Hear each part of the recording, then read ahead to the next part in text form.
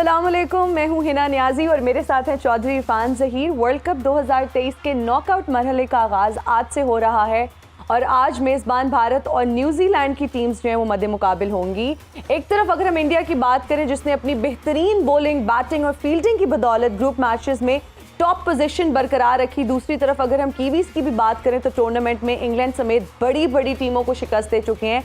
और भारत की अगर बात करें तो उनके साथ भरपूर मुकाबला जो है ना करने की सलाहियत रखते हैं। लेकिन क्या इंडिया आज तारीख को बदल सकेगी? क्योंकि आईसीसी वर्ल्ड कप की तारीख में भारतीय टीम आज तक न्यूजीलैंड को शिकस्त नहीं दे पाई। नॉकआउट स्टेजेस में मैं इसमें ऐड करता चलूँ, नॉकआउट स्टेजेस में जो है वो ऑब्वियसली न्यूजीलैंड भारत से नहीं कभी हारी। और वैसे अगर देखा जाए तो वर्ल्ड कप में 9 टाइम जो दोनों टीमें एक दूसरे के अगेंस्ट खेल चुकी हैं, 4 टाइम जो है वो इंडिया ने विक्ट्री अपने नाम की और 5 टाइम जो विक्टोरियस जो है वो न्यूजीलैंड रहे। तो ऑब्वियसली स्टैट्स तो बता यही रहे हैं कि न्यूजीलैंड जो है वर्ल्ड कप में इनकी डोमिनेंस है।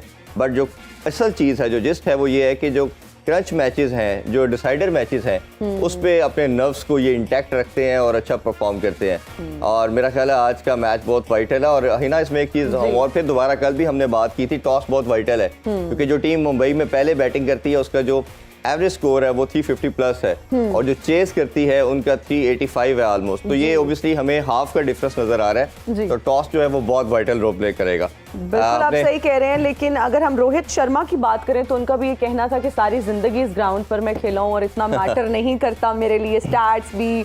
और फिर उन्होंने ये भी कहा कि टॉस जीतना भी इवन डजंट मैटर। तो दे आर वेरी कॉन्फिडेंट। और अगर हम उनकी बॉडी लैंग्वेज की बात करें, उनकी performance through out world cup बात करें तो they have been playing really good cricket और बहुत अच्छे हमने मुकाबले देखे। लेकिन आज का ये जो मुकाबला है आई एम श्योर बहुत इंटरेस्टिंग होने वाला है। लेकिन सबसे पहले शाकीन जानना चाहेंगे आपकी हेल्थ ठीक है? Yes, and I would like to thank everyone। मुझे बहुत सारे मैसेजेस आए, स्पेशली अगर मैं मेंशन करूं तो इंडिया से मुझे बहुत सारे मैसेजेस आए। Thank you for so many messages. बहुत सारे लोग मुझे पूछ रहे थे, मेरी टीम, हमसे बहुत लोगों ने पूछा कि हिना इज मिसिंग, तो हिना की कैसी कंडीशन है? तो आपके सामने हिना माशाल्लाह ठीक है, everyone I am better, I am recovering. आप सबकी दुआओं का, गुड विशेस का मुझे इतना अच्छा लगा कि अक्रॉस द बॉर्डर जब हमारा एक रिलेशनशिप स्क्रीन की वजह से डेवलप हो जाते हैं और लोग आपको मिस करते हैं, फिर इतने अच्छे अच्छे मैसेजेस आए तो भाई बहुत मुझे अच्छा लगा। And I owe you guys a lot, so thank you so much. बहुत शुक्रिया जी सबका। अच्छा आगे बढ़ते हैं ना मैच के हवाले से, और एक कुछ बोर्ड के अंदर भी हलचल चल रही है उसके हवाले से भी हम जरूर बात करेंगे। हम अपने पैनलिस्ट की तरफ बढ़ते हैं। हमें इंडिया से ज्वाइन कर रहे हैं वॉइस ऑफ पाकिस्तान रमीज हसन राजा। अस्सलाम वालेकुम रमीज भाई। जी वालेकुम सलाम। बहुत शुक्रिया आपके टाइम का। और हमें स्टूडियो में ज्वाइन कर रहे हैं कोचिंग के सिकंदर आकिब जवेद। अस्सलाम वालेकुम आकिब भाई। वालेकुम अस्सलाम। ठीक ठाक है आप भी? कैसी हैं आप? मैं तो ठीक हूँ, थैंक यू। आपके भी मैसेजेस मिल गए। और सर आप ठीक है? बस जो है ना मॉस्किटो रिपेलेंट घर में उस दिन मुझे वो हाई परफॉर्मेंस में इतने जो मच्छर काटते तो उतने तो फूल नहीं जाता, वो 12 एकदम ही काट गए। शुक्र है कि डेंगू शेंगी आपके कड़वा है, आपका हिना ये भी कह सकती थी आपकी इम्यूनिटी स्ट्रांग है। रमीज भाई आपकी तरफ आते हैं। ऑब्वियसली काफ़ी चीज़ें डिस्कस करनी है। आज बाबर आजम की भी मीटिंग होनी है। उससे पहले अगर बात करें तो कल जो है मिकी आर्थर को भी बुलाया जा रहा है। काफ़ी कुछ चल रहा है और हमने ये देखा कि कल परसों से एक सिस्टम शुरू हो गया मुलाकातों का। आज कैप्टनसी का भी डिसाइडर किया जाएगा कि आप बाबर रहेंगे या नहीं। दूसरी तरफ अगर देखा जाए तो हमने ये देखा कि 2-3 दिन पहले तौसीफ अहमद को लगाया जाता है एज ए चीफ सेलेक्टर और फिर कल पूरी कमेटी को सैक कर दिया जाता है जी कि सिलेक्शन कमेटी जो है वो ख़त्म कर दी गई है। वहाब रियाज और हफीज़ का भी नाम लिया जा रहा है। ये जो सारी टर्बुलेंस है, जो सारा जो मामलात हैं, अगर जो आपका हेड है वो स्ट्रॉन्ग हेडेड नहीं है, जो चेयरमैन की बात मैं कर रहा हूँ, तो फिर आपके ख्याल में ये जो टर्बुलेंस है इसको कैसे कंट्रोल किया जाएगा? बहुत फर्क पड़ता है, इसलिए कि आपकी जो क्लैरिटी चली जाती है और फिर ये नहीं हो सकता कि जो क्राइसिस में आप कंसेंसस डेवलप करें, क्योंकि क्राइसिस जो हुए हैं उसमें बहुत ज्यादा किरदार इनका खुद का है, इस क्रिकेट बोर्ड का है मैं समझता हूँ अनफॉर्चुनेटली। हालांकि इतनी ये स्टेटली ऑर्गेनाइजेशन है, इतना इसका मेयार है, मगर जब से ये वो कन्वर्सेशन लीक की है और इंटरव्यूज दिए गए हैं अपने फेवरेट साफियों को और फिर एक तरह से एजेंडे के थ्रू टारगेट किए गए हैं कुछ प्लेयर्स, और उसमें फिर क्रिकेट बोर्ड जो है उसने हाथ खड़े करके कहा जी कि we got nothing to do with this, और जैसे अपने पे प्रेशर पड़ा तो to throw people under the bus, including your chief selector, आपकी क्रिकेट टीम के परफॉर्मेंस को ले लें. So ऐसे थोड़ी नी जर्क ऑपरेशन से चीजें ठीक नहीं होती हैं. और अगर आपको क्रिकेट की समझ नहीं है तो फिर वो आप घेरे में आ जाते हैं कुछ माइंड्स के, और फिर उससे बाहर निकलना जो है ना आपके लिए इम्पॉसिबल हो जाता है. तो इसीलिए कहते हैं कि जो हेड लगे उसको क्रिकेट की समझ बूझ तो हो ना, कोई क्रिकेटर इसीलिए मैं कहता होना चाहिए, क्योंकि ये जो आप अभी कोशिश कर रहे हैं ये कभी कोई क्रिकेटर ना करता, क्योंकि उसको पता चल जाता है एग्जैक्टली फॉल्ट लाइंस कहाँ हैं. और फॉल्ट लाइंस ठीक करने के लिए आपको ये 4 चीजें करनी है. उसमें सबसे पहले तो ऑनेस्टी होनी है ना. इसीलिए मैं कहता हूं कि आपको बड़े सोच संभल के अपने आप को, अगर आप एक्स क्रिकेटर है, एसोसिएट करना पड़ेगा ऐसे माहौल में जहां पे कुछ क्लैरिटी भी नहीं है और पॉलिटिक्स. बिल्कुल सही कह रहे हैं रमीज सर. और अगर हम पीएसएल की बात करें तो इस मामले पर भी काफ़ी ज़्यादा डिस्कशन हो रही है. कभी ये इशू जो है वो कोर्ट चला जाता है. पाकिस्तान की एक बहुत बड़ी कमोडिटी है और बहुत ही ओवरवेलमिंग किस्म का हमें रिस्पांस आता है इस इवेंट पर. लेकिन अब खबरें ये सर्कुलेट कर रही हैं कि जी शायद यूएई में सिक्योरिटी रीजंस या दूसरी वजूहात की बिना पर इसको मुनक्किद किया जाए. आप क्या समझते हैं सारे मामले की वजह से अगर ये पाकिस्तान में नहीं हो पाता और यूएई में इसका वेन्यू हो जाता है, तब्दील कर दिया जाता है, तो क्रिकेट को कितना नुकसान पहुंचेगा, फैंस के लिए कितना नुकसानदेह है? देखिए, ये जो पिछले चेयरमैन भी थे ना, उनको भी बड़ा शौक था दुबई जाके और करवाने के लिए चीजें. मुझे नहीं समझ आती कि उसमें क्या अट्रैक्शन है, क्योंकि वो क्रिकेट वाइज तो कोई सेंस नहीं बनती है.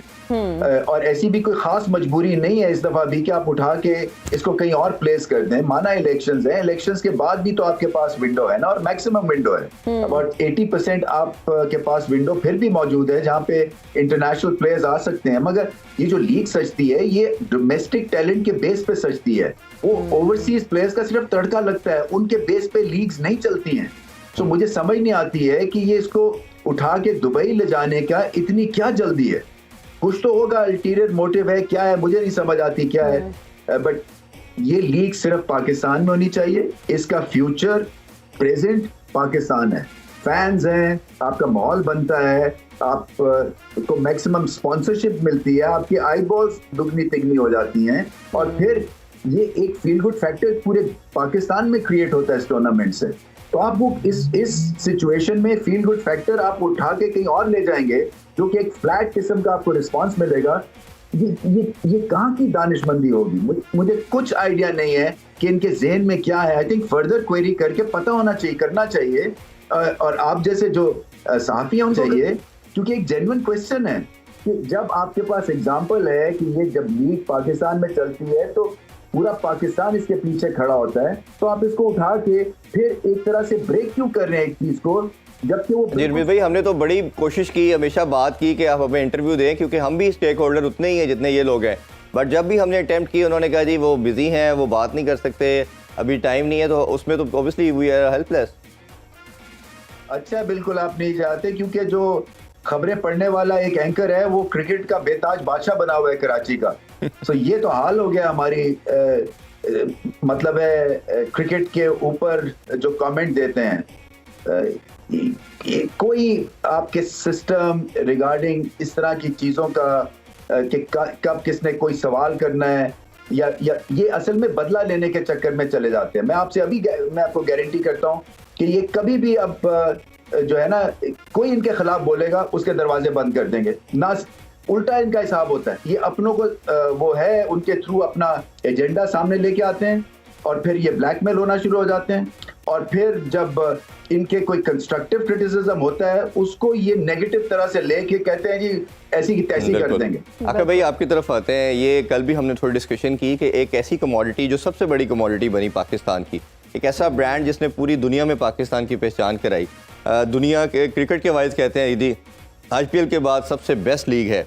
अब उसको यूं दोबारा लेके जाना, आपकी कंट्री की कंडीशन ठीक है, लॉ इन्फोर्समेंट एजेंसी सब आपको सपोर्ट करती हैं. अब आपने सारा सिक्योरिटी के ऊपर डाल के कि हम पैसे नहीं दे सकते, और फ्रेंचाइजीज ने भी कल कंसर्न शो किया, और आपकी आई एम श्योर बात हुई होगी अपने ओनर्स के साथ भी. तो ये उधर जाना ये क्रिकेट के लिए कितना हार्मफुल और कितना डेंट करेगी वो, क्योंकि फैंस जो हैं वो सबसे बड़े स्टेक होल्डर है इसके. देखिए, सबसे पहले जब सिटी साहब चेयरमैन आए थे तो उन्होंने ये नारा लगाया कि मैं पाकिस्तान में क्रिकेट वापस लेकर आए. इतने साल वो जो श्रीलंका जी। के अटैक के बाद 10-12 साल जो है क्रिकेट पाकिस्तान में नहीं हुई और उसका बड़ा नुकसान हुआ, फैंस को हुआ, टीम को हुआ, प्लेयर्स को हुआ, क्योंकि आप जब पाकिस्तान में खेलते हैं तो आप परफॉर्म करते हैं तो आपको सही आप सुपरस्टार्स बनते हैं। अच्छा, अब वही नारा जो है अब मर के इतने सालों बाद जी। दूसरी टीमों के तरले कर के मिन्नतें कर के टीमें आना शुरू हुई। अब आप जो काम करने वाला था, देखिए प्रैक्टिस बातें करने से कुछ नहीं होता। आपने इस लीग के लिए किया क्या? आपने इस लीग के लिए कुछ भी नहीं किया। स्टेडियम बनाने थे आपने। ये जो पिछले इतने सालों से जो पूरा लाहौर, पूरा कराची मैच होता है, लोग गालियां देते हैं, सारा आप बंद कर देते हो। ऐसे ही। तो उसमें आपने करना क्या था? इतने सालों से सुन रहे हैं जी होटल बन रहा है, जी होटल बन रहा है, जी होटल बनेगा, आज तक ना बना ना शुरू हुआ है। ये 2017 में मैंने प्रपोजल दिया था। और एक चीज आपको, अब जिस तरफ ये क्रिकेट जा रही है, इंडिया आपको इंडिकेशंस दे रहा है कि उन्होंने इसको लेके जाना है 5-6 महीने के सीजन पे। जिस तरह से फुटबॉल सीजन है, बास्केटबॉल है, बेसबॉल है, कि पूरा फ्राइडे सैटरडे संडे 3 दिन क्रिकेट होगी और प्लेयर्स के साथ 5-5, 6-6 महीने के जो है वो कॉन्ट्रैक्ट्स होंगे और एंड में बचनी आपकी लोकल लीग्स के ऊपर ही क्रिकेट बोर्ड चलने हैं। ये जिस तरह से आहिस्ता आहिस्ता बातें शुरू हो गई है, ये वनडे कौन खेलेगा, बोरिंग है, क्यों खेलेगा, चलो एक 4-5 साल बाद, 4 साल बाद वर्ल्ड कप हो भी जाएगा, तो आपकी अट्रैक्शन क्या है?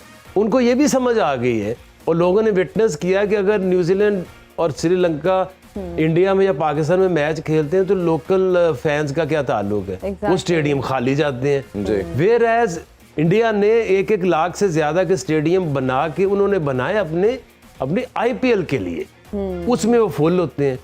आप अगर लाहौर की बात करते हैं तो लाहौर कलंदर जो है वो उसके मैचेस के लिए सारे लोग जो है वो आना चाहते हैं, देखना चाहते हैं। When it's come to the capacity of the ground, वो 25-26 हज़ार है। उसमें से आधे जो है वो पता नहीं सिक्योरिटीज और इनके लोग होते हैं जी। आपकी अगर एक काम किसी भी चेयरमैन ने करना था तो उसने प्रोटेक्ट करना था PSL को, और उसके लिए सबसे ज़रूरी था इंफ्रास्ट्रक्चर इंप्रूव करना।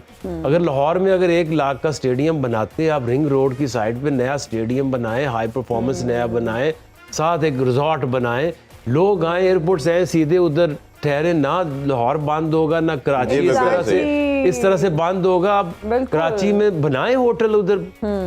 पिछले 10 साल से ये सुन रहे हैं, जब से ये क्रिकेट वापस आई थी तो ये प्रोमिसेस करते थे लोगों से कि देखिए अब हमने ये जो शहर बंद कर देते हैं, हमने होटल्स बनाने हैं, हमने प्रोटेक्ट करना है, लोगों के लिए आसानी करनी है। आज तक ना वो पता नहीं पेशावर का स्टेडियम वो किस तरफ जा रहा है, बन रहा है, और वो बना भी किधर दिया है। वो अगर आप जगह देखें ना जी, वहां पे इतनी ज्यादा आबादी है और उसमें आप कैसे सिक्योर कर सकते हो? दूसरा भाई ये जो है लाहौर की बात करें तो हमारी नॉर्मली PC में जो टीमें ठहरती हैं, जो आपका रूट यूज करती हैं वो जेल रोड है। जेल रोड पे 10 से 12 हॉस्पिटल है और जब आप 15-20 मिनट के लिए आप उस रोड को जब ब्लॉक करते हैं तो आपकी इमरजेंसी के पॉइंट ऑफ व्यू से, कार्डियोलॉजी की एग्जांपल हमने पहले भी डिस्कस किया था, इतना ज्यादा पेशेंट उधर इमरजेंसी में आ रहा, तो वो लोगों की ह्यूमन लाइफ से बढ़ के तो कुछ नहीं है। तो रेमेडी यही प्रैक्टिकली तो मुझे कुछ करते नहीं है और सोल्यूशन यही था कि आप किसी तरह एक होटल बनाते। अब ये कौन सी बात है जी, वो सिक्योरिटी वाले पैसे मांगते हैं, हम पैसे नहीं देंगे, तो इसका सोल्यूशन इतने सालों से निकला ही नहीं है। और ये अब कल लास्ट उन्होंने फिर ये बात पे कंक्लूड किया कि अगर पैसे मिल जाते हैं या वो सिक्योरिटी फ्रॉम करते तो ठीक है, नहीं तो फिर 50% पे, क्योंकि फ्रेंचाइज तो मान नहीं रही थी, तो उन्होंने कहा जी 50% मैचेस पाकिस्तान में, 50% हम यूएई में, बाद में मान जाएंगे वो ऑब्वियसली। यही कंसर्न है, यही प्रॉब्लम है। सिक्योरिटी वाले या तो उन्होंने पैसे लेने या उन्होंने नहीं लेने। अगर उन्होंने लेने हैं तो उन्हें 50% कराने के भी लेने और 50% पूरे के भी लेने। ये ना पिछले सेठी साहब के जमाने से भी ये बात, ये लास्ट टाइम भी बहुत बात ये बात हो रही है जिसको जी वहां ले जाओ भाई, अल्लाह अल्लाह करके तो अब क्रिकेट वापस लाए हो। अब अपनी PSL ले जाओ दुबई में और लोगों को कहे अब चैंपियंस ट्रॉफी पाकिस्तान में होगी। ऐसे ही। अच्छा, कुछ ही देर में टॉस होने वाला है। रमीज भाई आपसे भी जानना चाहेंगे, रोहित शर्मा ने भी ये कहा कि ये टॉस इतना मैटर नहीं करता, बट स्टैट्स हमें डिफरेंट बता रहे हैं। इस वर्ल्ड कप में भी 3 इनिंग्स वो सिंगल हैंडली मैचेस जीते, एक्सेप्ट मैक्सवेल की ब्रिलियंट इनिंग्स के अलावा पहले खेलने वाला इजीली मैच जीत जाता। और हमने जो डिफरेंस बताया पहले खेलने का वो भी आपके सामने है। आप क्या समझते हैं कितना ये वाइटल रोल प्ले करेगा टॉस, और क्या सेफ टोटल होगा? देखिए, प्रेशर तो है, नॉकआउट मैच का हमेशा प्रेशर होता है और दो तरह से ये प्रेशर लिया जा सकता है। या तो आप व्हाट इफ की बुनियाद के ऊपर क्रम्बल कर जाएं, और व्हाट इफ मतलब कि मैंने स्कोर आज नहीं किया तो क्या होगा, मैच हार गए तो क्या होगा, कैच अगर मैंने ड्रॉप कर दिया तो क्या होगा, काउंटर अटैक हो जाता है तो फिर हम क्या करेंगे। सो क्लैरिटी चली जाती है। और दूसरा ये होता है कि आप तगड़े हो जाते हैं कि इतने ज्यादा हमारे ग्रेट रेफरेंस पॉइंट्स हैं, इतने जबरदस्त हम मैचेस जीते हैं, इसको हम ट्रीट करेंगे एज अ लीग मैच और हम प्रोसेस की तरफ ध्यान देंगे, बॉल को देखेंगे और ज्यादा कुछ नहीं सोचेंगे। क्राउड हमारे साथ है, ये हमारा वेन्यू है। ठीक कह रहे हैं रोहित शर्मा, यहाँ पे उन्होंने बहुत कप्तानी की है आईपीएल की फ्रेंचाइज के लिए, यहाँ पे टाइटल्स जीते हैं। सो उनको बैक ऑफ द हैंड पता है ये पिच कैसी होगी। मुझे ऐसा लगता है कि थोड़ी सी शायद ड्राई रखेंगे वो पिच और ज्यादा काम करेंगे आउटफील्ड के ऊपर भी। हवा में जो होगा एयर वो तो होगी। मुझे लगता है कि इनके पास इतनी एफिशिएंसी है भारत के पास कि ये एक तरह से जो सीम मूवमेंट का ऑनस्लॉट होगा उसको सह लेंगे। बट मुकाबला इंटरेस्टिंग है, इसमें कोई शक नहीं है कि न्यूजीलैंड बहुत जोर लगाएगा, क्योंकि न्यूजीलैंड को पता है कि वो भारत को टफ टाइम दिया हुआ उन्होंने पहले ऐसे वर्ल्ड स्टेज के ऊपर।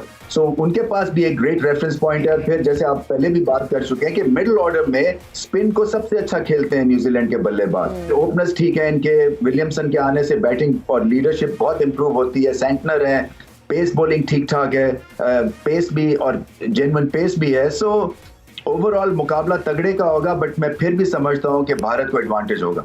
जी ठीक है आकिब सर, हम आपसे भी जानना चाहेंगे, अगर आज के मैच की हम बात करें, आप क्या समझते हैं किस टीम को एडवांटेज होगा? और अगर न्यूजीलैंड की बात करें, जिस तरह से रमीज सर ने भी मेंशन किया कि टफ टाइम दे चुके हैं ऑलरेडी भारत को और उनको ये बात का अंदाजा है, तो आज टफ टाइम तो देंगे भारत को, लेकिन कहीं ना कहीं I think this is my point of view कि भारत वुड डोमिनेट। फिर अगर हम रोहित शर्मा की बात करें तो उनका भी कहना था कि सारी जिंदगी मैं इस ग्राउंड पर खेलता रहा हूँ, मेरे लिए स्टैट्स मैटर नहीं करते, मेरे लिए जो है वो टॉस जीतना मैटर नहीं करता। What do you think, toss जीतना कितना मैटर करता है? फिर what's going to be safe total? देखिए सिर्फ रोहित शर्मा ने नहीं खेलना, 10 और भी प्लेयर है तो अच्छा है, कॉन्फिडेंस तो कप्तान में है, टाइटल जीते हुए हैं, अच्छा विनिंग उसका माइंडसेट है जी। लेकिन अब देखना ये है कि न्यूजीलैंड बेचारों के साथ इस साल भी पिछले वर्ल्ड कप की तरह इस दफा भी ज्यादती होगी कि नहीं होगी। ओके देखिए अब जितने मैचेस हुए उसमें हर पिच ने रिएक्ट किया है, सेकंड टाइम सीम हुआ है, स्विंग हुआ है, 3-3 4-4 विकेटें गिरी हैं। लेकिन ये कि ये जो वेंकटे की पिच है, ये इनके जो क्यूरेटर्स हैं वो उनको काम आता है अपना, वो ये ऐसे ऐसे पिचेस भी यहाँ बनाई हैं, इतनी टर्नर बनाए हैं कि अबेंडेंट भी मैच हो तो भाई जो कंट्रोवर्सी शुरू होगी है सुबह से, तो अगर तो ये है तो ये ज्यादती है। देखिए आईसीसी शुड मेक श्योर कि जो आपका सेमीफाइनल है वो यूज्ड पिच पे नहीं होना चाहिए। बिल्कुल, जो स्क्वायर डिसाइडेड है आप आपका। ये शुरू में ये करते हैं कि इंडिकेशंस होते हैं कि ये जो पिचेस हैं नई पिचेस होंगी, फ्रेश पिचेस होंगी, सेमीफाइनल और फाइनल के लिए पिचेस टूर्नामेंट से पहले सिलेक्ट हो जाती है और उनको आप फ्रेश रखते हैं। अच्छा, ये टॉस के वाले से भी एक कंट्रोवर्सी हमेशा आती है, उस पर आपसे भी एक दफ़ा बात की थी। अभी एक छोटा सा ब्रेक लेते हैं, ब्रेक से वापस आके टॉस भी हो चुका होगा, टॉस की कंट्रोवर्सी होती क्या है ये भी आकिब भाई से डिटेल में बात करेंगे। स्टे विद अस।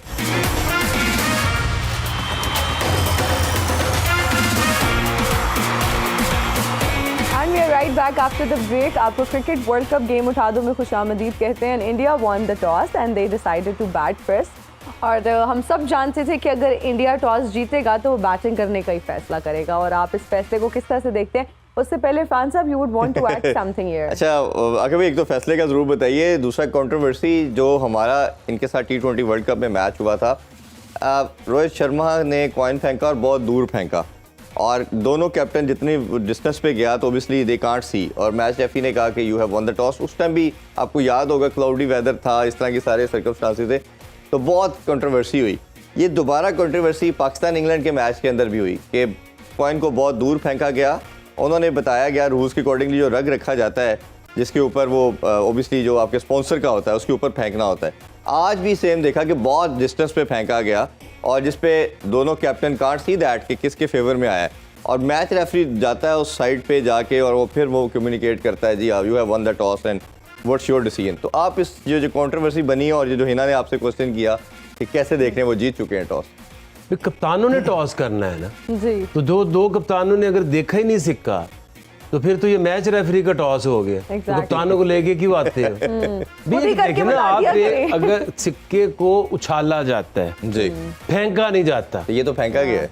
और ये हमेशा करता है ये। हम कोशिश करेंगे इसको दिखा भी सकेंगे कितने डिस्टेंस पे कितने जाके। डिस्टेंस से वो जो पिच तक किया ये तो विलियमसन जो है उसने देखा है टॉस, नहीं, उसने नहीं देखा। तो फिर वो क्या टॉस में करने आया है? सिर्फ यही कहने आया कि अगर हम टॉस जीतते तो हम भी बैटिंग करते। तो बेचारे ने भी अपनी ख्वाहिश की सिर्फ इजहार किया। मासूमाना ये ख्वाहिश का ज्यादती है, इजहार और किया ये है। न्यूजीलैंड बेचारों के साथ पिछले वर्ल्ड कप में भी ज्यादती हुई और ये भी ज्यादती। आपने कैसे कर सकते हैं? अगर आप कैप्टन हैं तो आपने सिक्का ही नहीं देखा, तो फिर आप टॉस तो नहीं करने आए ना। वो तो रेफरी ने जाके, वो दूर पड़ा है इतना से सिक्का कैसे नजर आ सकता है? वो जाके उन्होंने कहा कि यू वॉन द टॉस। ये कभी ऐसे नहीं हुआ है कि उल्टा हो जाए। ऐसे ही है। अच्छा, इसमें अगर ये तो चले, हम ये एक डिबेट है, अब देखते हैं क्या आउटकम आता है। और हमने ये पहले भी डिस्कस किया, कल भी और आज भी शुरू में जैसे बात और दूसरा देखें, यूज्ड पिच, यूज पिच का। जी ये Why? बात अलग है कि यूज पिच के ऊपर हो रहा है। बिल्कुल तो ठीक है उनकी अब नहीं, लेकिन आके भाई ये धौंस आईसीसी है, का अपनी मर्जी उन्होंने चलानी है। आईसीसी का इवेंट है, और आईसीसी जब आपके मेंशन्ड है कि आपका सेमीफाइनल और फाइनल जो है पर्टिकुलरली वो फ्रेश पिच पे Fresh होगा, pitch तो पे ये यूज होगा। पिच पे कैसे हो सकता है? उनकी मर्जी है, आईसीसी कौन होता है? वो जिस तरफ जा रहे हैं ना, वो ले जाएंगे इस गेम को अपने सिर्फ कंट्रोल। ऑलमोस्ट ले चुके हैं। ऑलमोस्ट ले चुके हैं जी। कोई बात करता है वो कहता है हेलो पैसा किसका है? पैसा, ये आपको लगता पावर। नहीं है स्पिरिट ऑफ गेम के अगेंस्ट है चीजें? हर चीज के लेवल जैसे कहते हैं, लेवल फील्ड प्रोवाइड करनी है आपने, वो आप प्रोवाइड ही नहीं करेंगे और आउटकम फिर तो ऑब्वियसली डेंट करेगा ना। तो डेफिनेटली ये प्लान्ड है, और ये 2011 में भी कंट्रोवर्सी थी फाइनल की। और इसमें भी चाहे कुछ हो जाए, उन्होंने इंडिया जिताना है, जीतेगा। आइए, बड़ा ये अनफॉर्चुनेट। अच्छा, एक पॉजिटिव जो है ना न्यूजीलैंड के पास, अगर हम एज ए क्रिकेट पर्सपेक्टिव में देखें तो नॉकआउट गेम में उन्होंने जितने भी मुकाबले रिसेंट पास में वो सब जीते हैं इंडिया से। चाहे 2019 का सेमीफाइनल की बात करें, टेस्ट चैंपियनशिप की बात करें, इन्होंने विक्ट्री हासिल की है। तो आप समझते हैं कि ये कहीं ना कहीं बैगेज होगा इंडियन के माइंड के ऊपर कि यार ये नॉकआउट गेम के अंदर ये प्रेशर को बड़ा अच्छा मेंटेन करते हैं? और बैगेज था तो इतने दूर कॉइन फेंका है।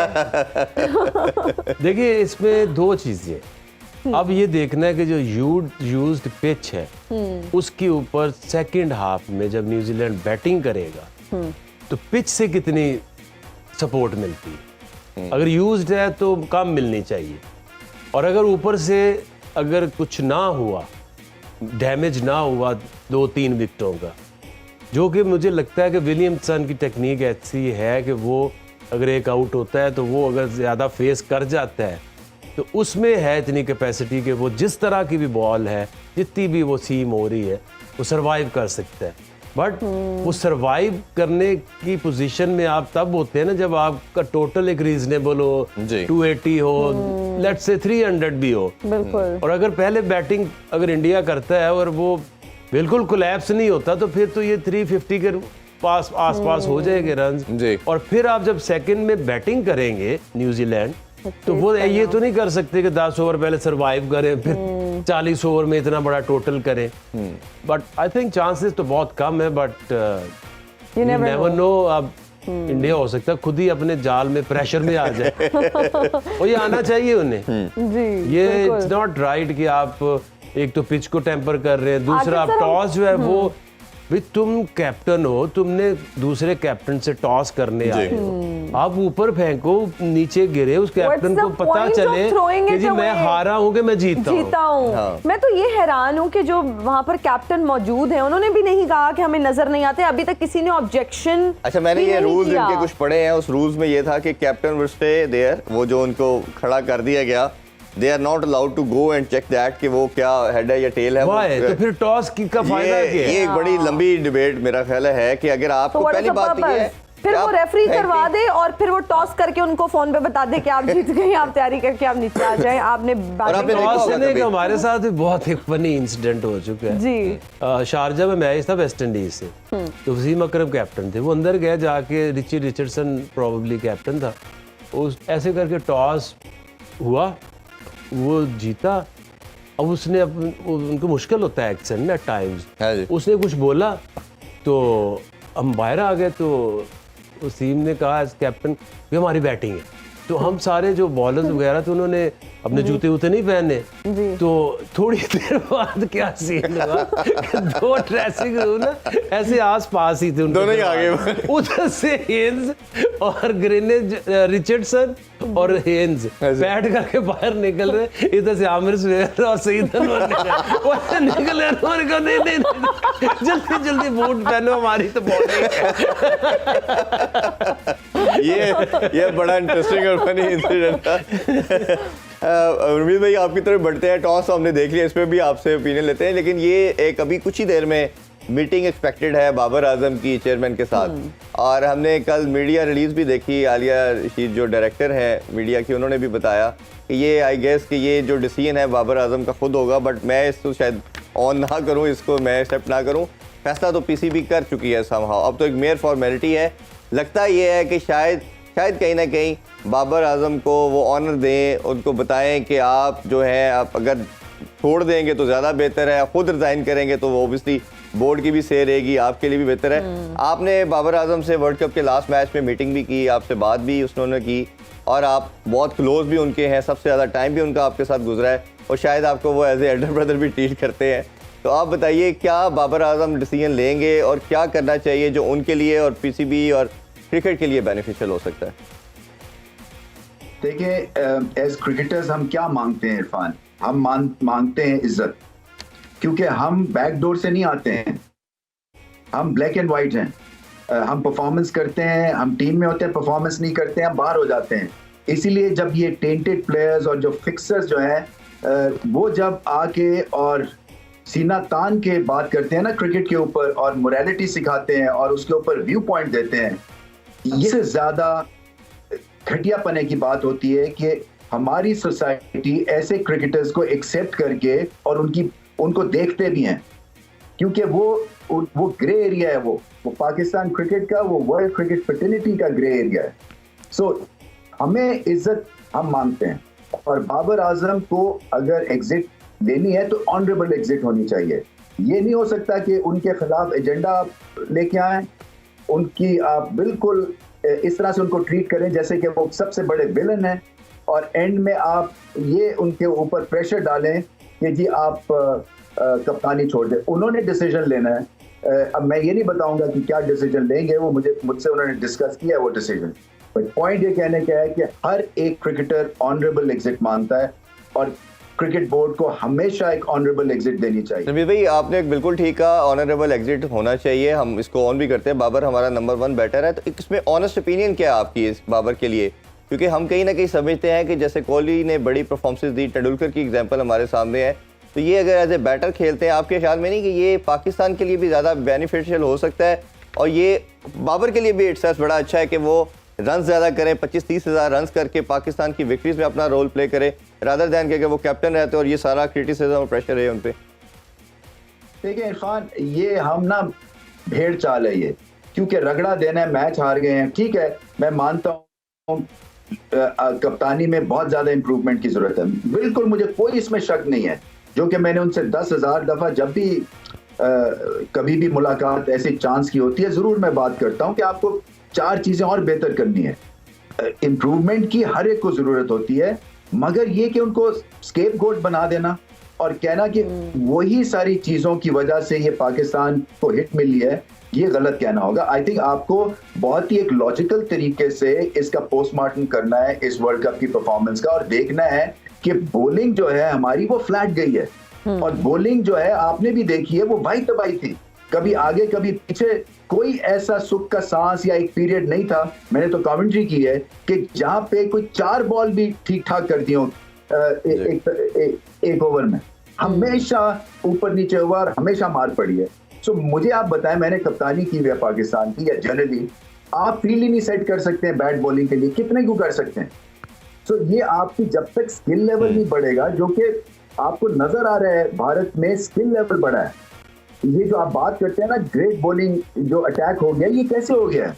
इन्होंने उसके ऊपर मेहनत की है, सीम पोजीशन अच्छी है फास्ट बॉलर्स की, स्पिनर्स का गेंद स्पिन होता है, एक्यूरेट है वो। तो पाकिस्तान का स्किल लेवल वहीं का वहीं है, जो गलतियां 2019 में की हैं वही अभी भी करते हैं। तो आपको बड़े मोहतात अंदाज से ये सारी चीजें करनी है।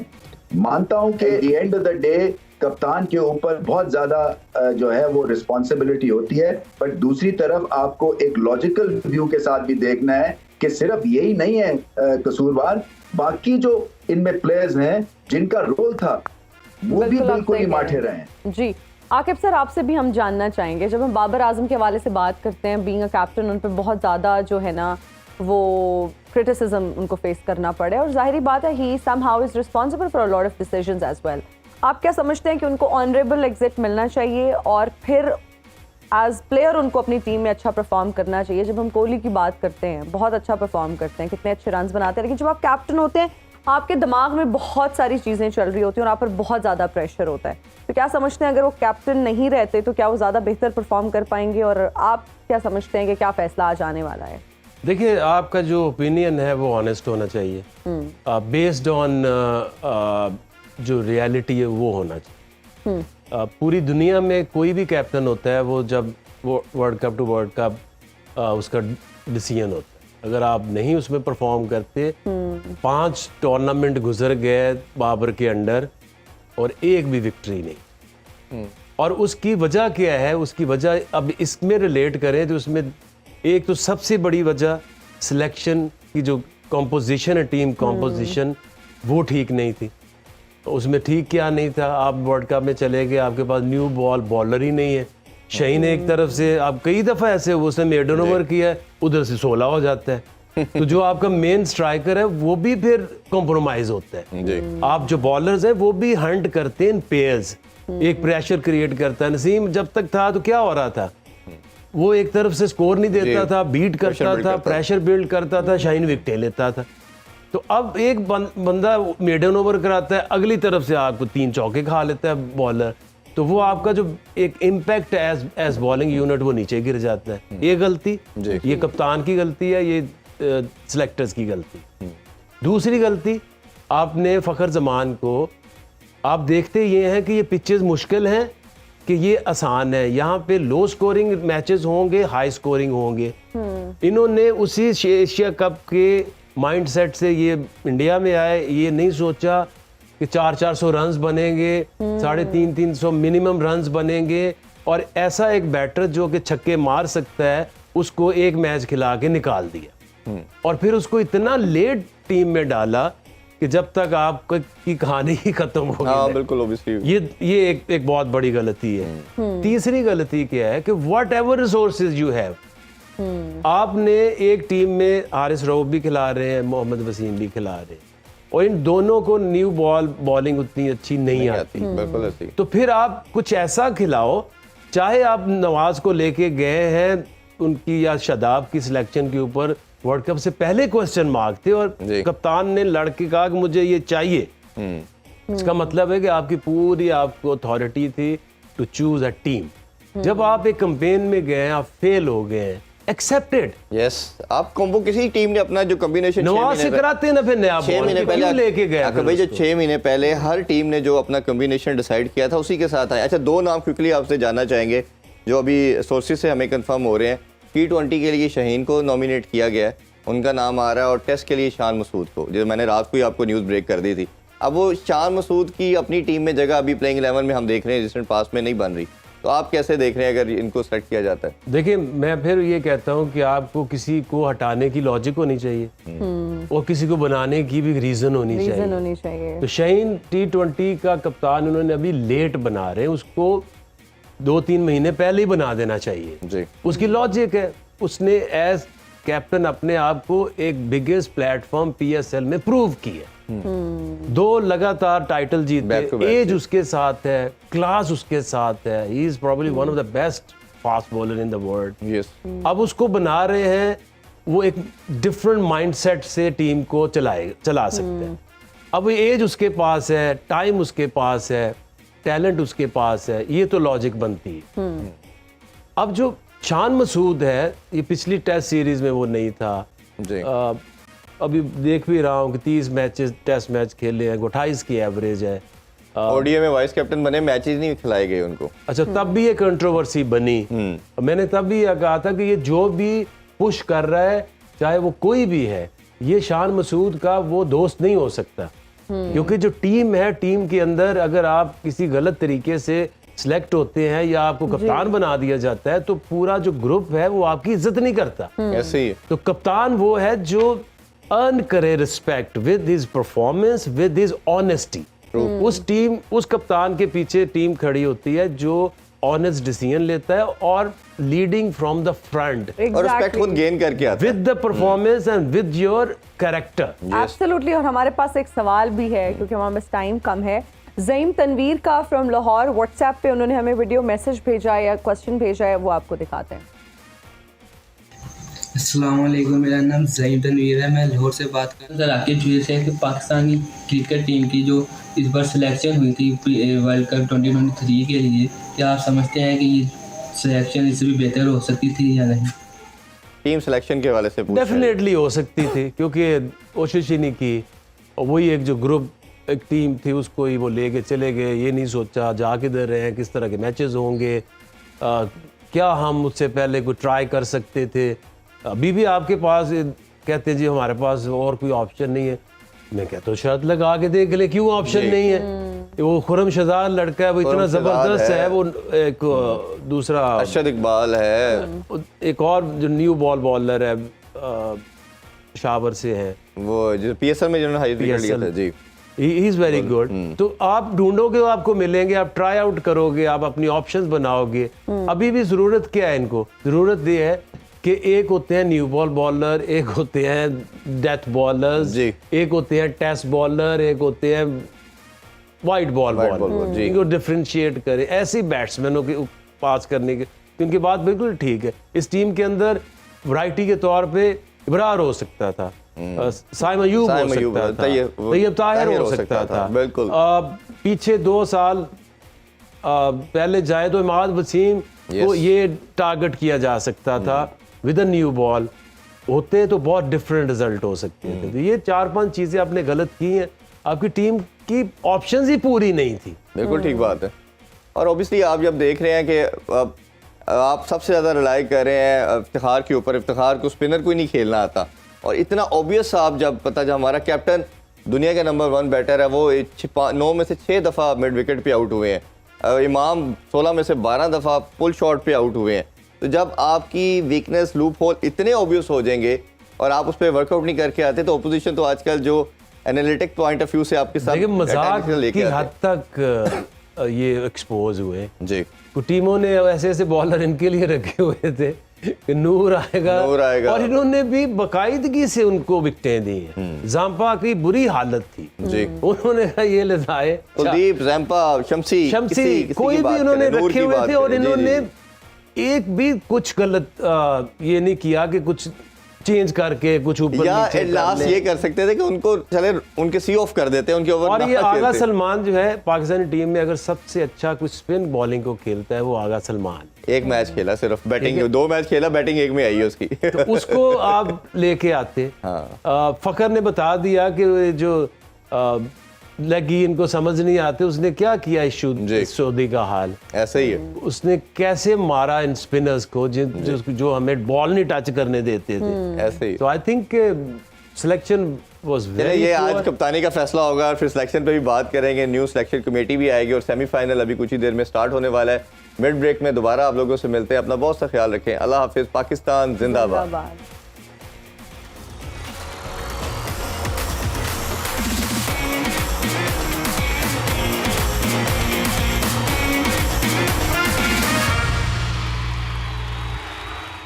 खेलों से रिलेटेड तमाम अहम खबरें और अपडेट जानने के लिए सुनो न्यूज़ के YouTube चैनल को भी सब्सक्राइब करें और बेल आइकन को क्लिक करना मत भूलिएगा।